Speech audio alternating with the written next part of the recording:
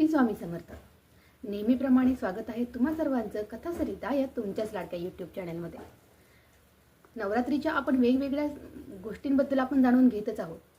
आपण कन्यापूजनाचा या अगोदर एक व्हिडिओ टाकलेला देखील आहे, पण आजच्या या व्हिडिओमध्ये मी पुन्हा एकदा सविस्तर माहिती सांगत आहे, ती म्हणजे कन्यापूजनाबद्दल. नवरात्रीच्या 9 दिवस आपण दुर्गा मातेच्या वेगवेगळ्या 9 रूपांची जी पूजा केलेली आहे, त्यासोबतच आपण ह्या सर्व देवतांची एका वेळेस देखील पूजा करू शकतो, ती म्हणजे कन्यापूजनाला. नवरात्रोत्सव हा वर्षामधून 2 वेळा येत असतो. एक म्हणजे चैत्र नवरात्री आणि दुसरी म्हणजे शारदीय नवरात्री. जी आत्ता सुरू आहे त्याला आपण शारदीय नवरात्री असं म्हणत असतो. या शारदीय नवरात्रीमधील 5 दिवस म्हणजे 5 माळा आता होऊन गेलेल्या आहेत. आता जवळ आहे ती म्हणजे अष्टमी आणि नवमी. या अष्टमी आणि नवमीला आपल्याला एक महत्त्वाचा विधी करायचा असतो, तो म्हणजे कन्यापूजन. मग हा कन्यापूजनाचा विधी जो आहे तो कसा करायचा आणि त्यासाठी काय गोष्टी लागणार आहेत, ह्या सर्व गोष्टींची माहिती तुम्हाला आजच्या या व्हिडिओमध्ये मिळणार आहे. त्यामुळे आपला हा व्हिडिओ शेवटपर्यंत नक्की बघा आणि सबस्क्राईब केलं नसेल तर आपल्या चॅनेलला सबस्क्राईब देखील करून घ्या, कारण की व्हिडिओ तितकाच खास ठरणार आहे. तर मैत्रिणींनो, सगळ्यात अगोदर महत्त्वाची पहिली गोष्ट जी तुम्हाला जाणून घ्यायची आहे ती म्हणजे कन्यापूजन आपण कोणत्या दिवशी करणार आहोत. नवरात्रीच्या 7 दिवसां झाल्यानंतर जी 8वी माळ येते त्यालाच आपण दुर्गाष्टमी असं म्हणत असतो. ह्या दुर्गाष्टमीनंतर येते ती म्हणजे महानवमी. मग तुम्ही जे कन्यापूजन करणार आहात ते कन्यापूजन तुम्ही अष्टमीला आणि नवमीला ह्या दोन्हीपैकी एका दिवशी नक्की करू शकता. आता यानंतरची दुसरी महत्त्वाची गोष्ट म्हणजे तुम्ही कन्यापूजनासाठी ज्या कन्यांना निवडणार आहात त्या कशा पद्धतीने असणार आहेत, म्हणजे त्यांचं वय काय असणार आहे. तर आपल्याला सगळ्यात महत्त्वाची ही गोष्ट लक्षात घ्यायची आहे की कन्यापूजनासाठी तुम्ही ज्या मुलींना बोलवणार आहात किंवा ज्या कन्यांना पूजा करण्यासाठी बोलवणार आहात त्यांचं वय हे 2 ते 10 वर्ष यांच्या दरम्यानच असावं. यापेक्षा जास्त वयाच्या कन्यांना तुम्हाला बोलवायचं नाही. लक्षात घ्या की जेव्हा तुम्ही 2 ते 10 वर्षाच्या कन्यांना बोलवणार आहात या दरम्यानच्या ह्या कन्या म्हणजे साक्षात देवी दुर्गा मातेचं स्वरूप असणार आहेत.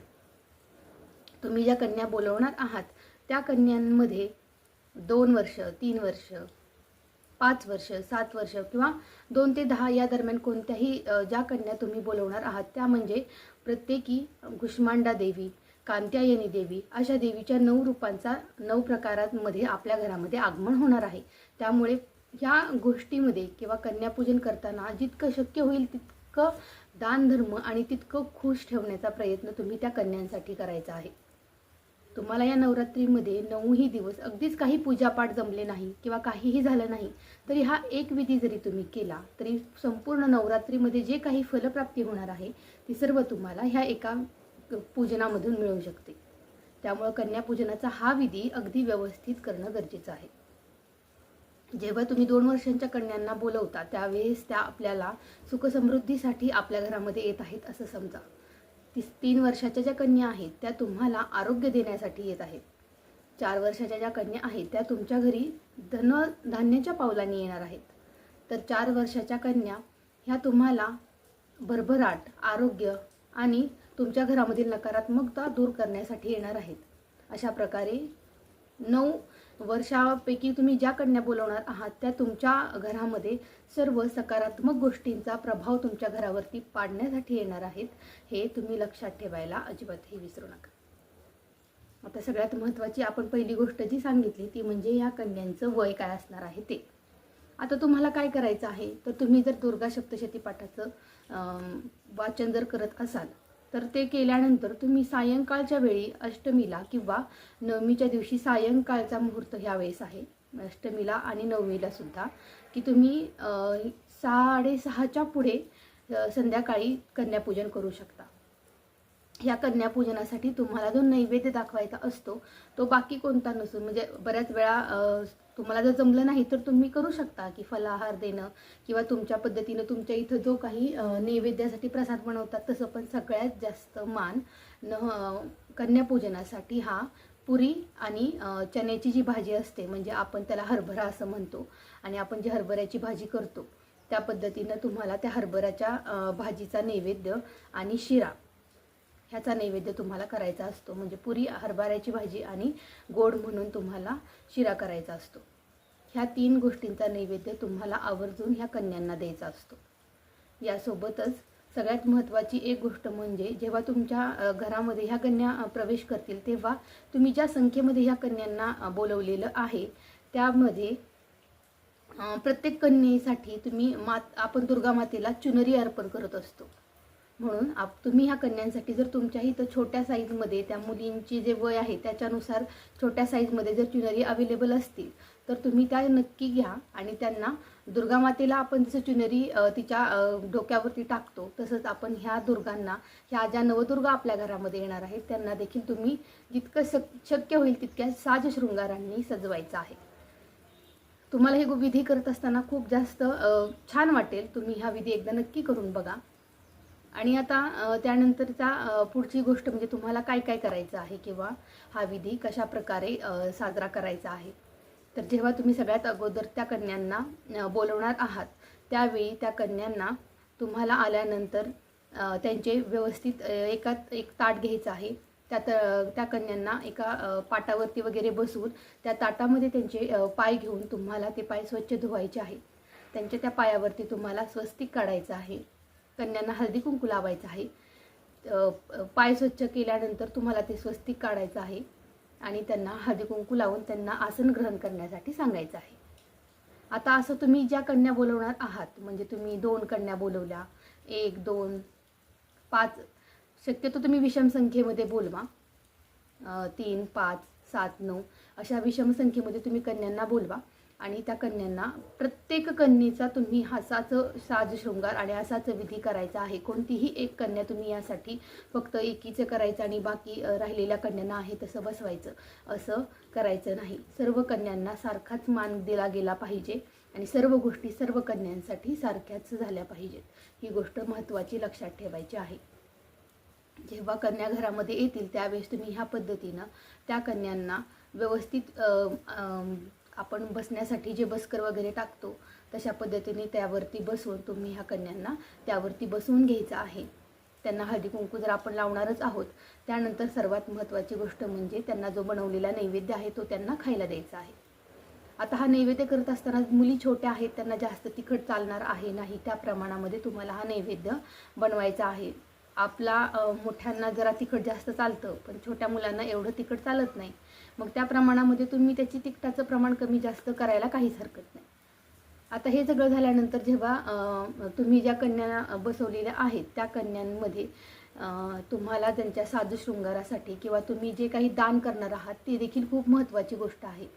जसं मी तुम्हाला सांगितलं की तुम्हाला जी चुनरी आहे ती चुनरी तर घ्यायचीच आहे. देवी मातेला आपण अर्पण करतो तसं ह्या दुर्गा माता आपल्या घरात आलेल्या आहेत म्हणून तुम्हाला ती चुनरी तर घ्यायचीच आहे. त्यासोबत तुम्ही त्यांना गंध किंवा टिकली, हातामधल्या बांगड्या किंवा मी ज्या ठिकाणी राहते त्या ठिकाणी मी बऱ्याच वेळा आउटसाइडर्स आमच्या इथं आहेत ते जास्त प्रमाणामध्ये कन्यापूजन करतात. आता आम्ही करतो त्यामध्ये आम्ही कन्यांना मेहंदीचा कोन, बांगड्या किंवा एक ताट आणि तांब्या वगैरे अशा वस्तू देत असतो की आपल्या शक्य होईल त्याप्रमाणे प्रत्येक वर्षी वेगवेगळ्या वस्तू द्यायच्या अशा पद्धतीनं.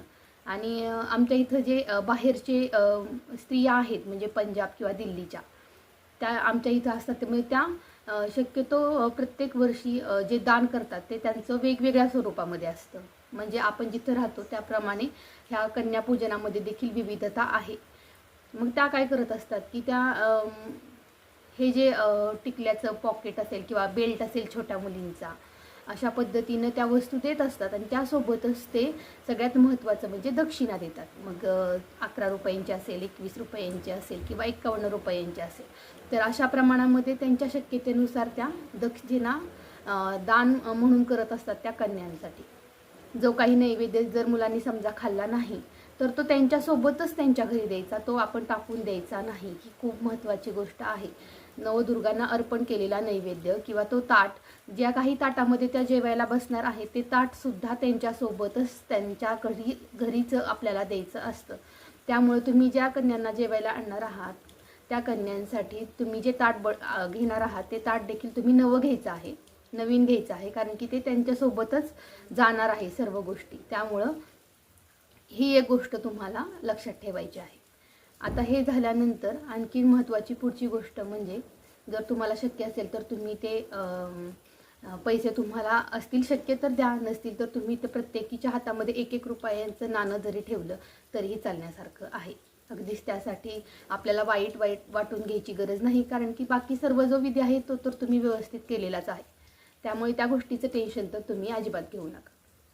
आता ह्या सर्व गोष्टी झाल्यानंतर पुढची महत्त्वाची गोष्ट म्हणजे आपल्याला त्या सर्व स्त्रियांसोबत लागतो एक लंगूर. आता विषय असा झाला की आपण जो लास्टचा व्हिडिओ टाकला होता त्यामध्ये एक जणींनी कमेंट केली की आमच्या इथं लंगर म्हणतात आणि तुम्ही लांगूर बोलताय. तर त्या विषय असा होतो की मी जिथं राहते त्या परिसरामध्ये लांगूरच बोलतात, म्हणून मी तसाच शब्द सांगितला. आणि विषय महत्त्वाचा आणखीन एक हा आहे की लांगूर आणि लंगूर किंवा लंगर हे 3 शब्द आहेत. त्यापैकी कोणतेही एक शब्द जरी तुम्ही पकडला तरी तुम्हाला जेवण्यासाठी आपण शक्यतो आमच्या इकडं तर आपण प्रत्येक वेळी छोट्या मुलांना जेव्हा जेवायला बसवतो त्यावेळेस आपण हा बाबा चला, आमच्या इकडे आता गणपती बाप्पा आले, आमच्यासोबत एक मोदक पण जेवायला बसला किंवा गणपती जेवायला बसला, आपण असं म्हणतो. तसं कन्यापूजनासाठी जो एक बालक जेवायला बसणार आहे तो बालक देखील 2 ते 10 वर्षाच्या दरम्यानचाच असावा आणि तुम्ही एक बालक त्यांच्यासोबत जेवायला बसवायचा आहे. आता हे झाल्यानंतर सगळ्यात महत्त्वाची गोष्ट म्हणजे जो काही विधी तुम्ही करणार आहात स्त्रियांसाठी किंवा छोट्या मुलींसाठी, तोच विधी सेम तुम्हाला ह्या लंगरसाठी देखील करायचा आहे. फक्त आपण त्यांना चुनरी देणार नाही कारण की तो मुलगा आहे त्यामुळं. पण बाकी ज्या सर्व गोष्टी आहेत त्या सर्व व्यवस्थित त्या लंगरसाठी सुद्धा तुम्हाला करायच्या आहेत. हे सर्व गोष्टी आहेत ज्या कन्यापूजनासाठी महत्त्वाच्या आहेत, ज्या तुम्हाला अगदी व्यवस्थित करायच्या आहेत. यानंतर सर्व गोष्टी दिल्यानंतर तुम्हाला सर्व ज्या नवदुर्गा आहेत किंवा ज्या 9 मुली तुम्ही बोलवणार आहात, जो लंगर बोलवणार आहात, त्या सर्वांचं दर्शन देखील घ्यायचं आहे. त्याशिवाय तुम्ही ह्या गोष्टीची समाप्ती करायची नाही. अशा पद्धतीनं तुम्ही हा कन्यापूजनाचा जो विधी आहे तो अतिशय उत्साहामध्ये आणि आनंदामध्ये पार पाडा. तुम्ही एकदा करून पहा, खरंच खूप छान, समाधानी आणि आनंदी वाटतं जेव्हा अशी छोटी मुलं आपल्या घरामध्ये येतात आणि त्यांच्या हसण्यामधून जो आनंद मिळत असतो किंवा त्यांच्या ज्या छोट्या गोष्टी असतात त्यामधून जे समाधान मिळतं ते खरंच साक्षात देवी आपल्याकडे आलेली आहे असा त्याचा भास होत असतो.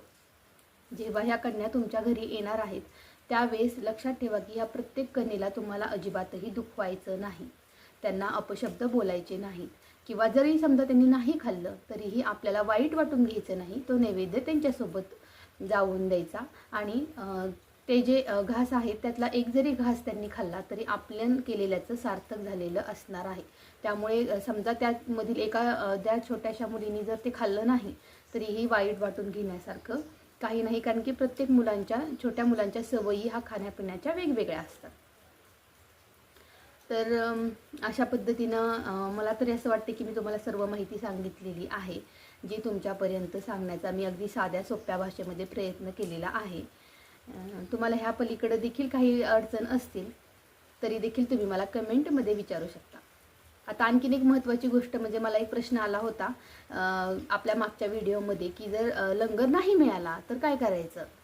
तर लक्षात ठेवा, एक ताट तुम्हाला लंगरसाठी बनवूनच ठेवायचं आहे आणि समजा असा लंगर जर तुम्हाला मिळाला नाही तर ते ताट कन्यापूजन झाल्यानंतर आहे असं तुम्ही तुमच्या इथं जे कुत्रं वगैरे असतं त्या कुत्र्याला तुम्ही खायला घालायचं आहे.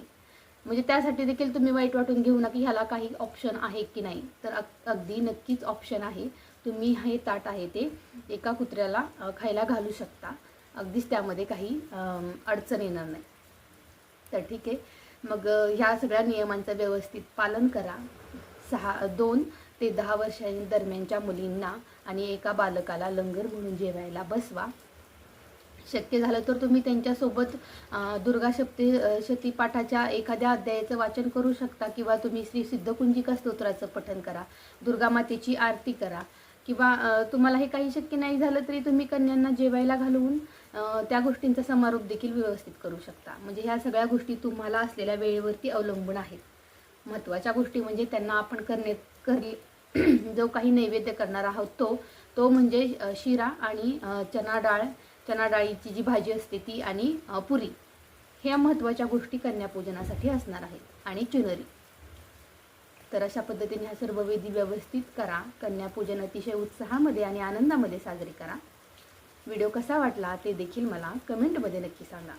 आणि आवडला असेलच तर आपल्या चॅनेलला लाईक, सबस्क्राईब आणि शेअर करा. श्री स्वामी समर्थ.